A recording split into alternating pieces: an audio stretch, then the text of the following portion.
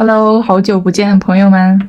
斥巨资买了一块揉面板，今天我们来做免揉版本的空心麻薯包。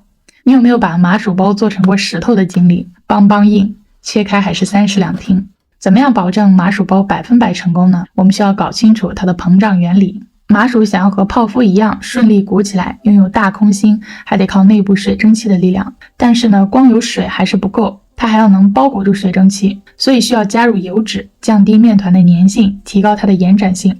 同时呢，高温加热时把面团与水汽隔开，让蒸汽汇聚在一起，形成内部空心的结构。加入鸡蛋，利用乳化的作用，让水和油充分的混合。所以制作麻薯包的关键步骤还是材料的混合状态。我们先来把这些湿性材料全部搅打均匀，要混合到完全看不见浮油。你配方里的油脂含量越多，麻薯越容易膨胀。但是呢，前期混合的难度会增加。这个时候我们可以加一些奶粉，然后继续搅打，把油脂打散，充分利用蛋白质进行进一步的乳化。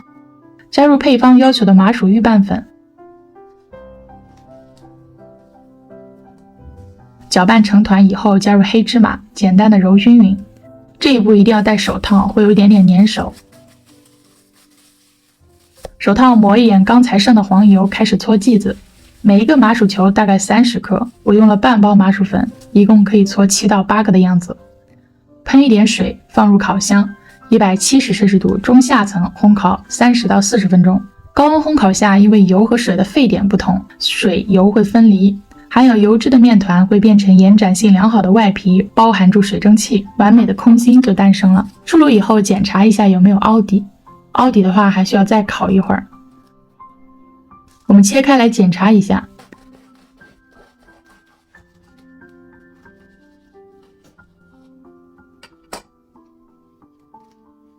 看一看，没有揉面的麻薯包也可以这么完美。说一个小的注意点，如果你用的是黄油，那么最好鸡蛋和水都是温热的，不然会影响混合的效果，麻薯里面就收不干净。这个是用玉米油烤的，还是用玉米油更方便一些，不容易失败。没有麻薯预拌粉，就参照泡芙的做法，换一下材料就行了。水和黄油加热到沸腾，然后记得一定要关火，加入面粉，一直搅拌到看不见干粉疙瘩，然后继续小火加热，直到锅底一层薄膜出现。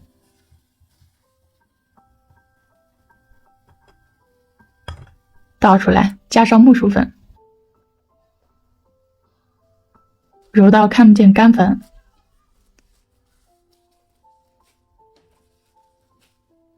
关键的步骤来了，准备一盆开水，把面团放上去保温，然后再加鸡蛋。如果我们加鸡蛋液的过程中面糊变凉，黄油就会凝固，凝固的黄油是没有办法被乳化的，最终你会得到一份水、油、鸡蛋分离的面糊，100%膨胀不起来。我们提起刮刀，面糊呈现顺滑的倒三角就可以了，加上黑芝麻，搅匀，然后挤入烤盘。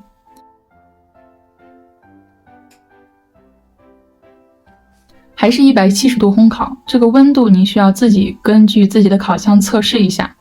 我这个是新烤箱，还没有摸透，所以温度还需要再调试，烤出来的空心并不是特别的完美。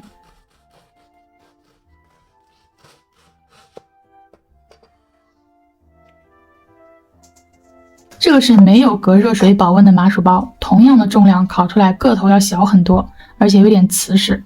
最后我们来模拟一下，把所有的湿性材料一股脑的倒进预拌粉里，并且揉面不到位的情况。首先，它在烤箱里的膨发状态就不是很理想，切开看看，里面的组织也很结实，没有出现空心。教程告诉你需要反复揉面，也是为了让水、油、鸡蛋这3种材料均匀稳定的分布在面团里。如果你没有做到位，或者说揉面时黄油凝固了，失败的概率就会增加。整体上我感觉还是预拌粉更好控制一些，没有也没事，烤好泡芙，烤这些麻薯包就是小意思。试试看吧，我感觉这个方法真的成功率超级高，而且还非常的省事儿。咱们过几天再见啦，拜拜。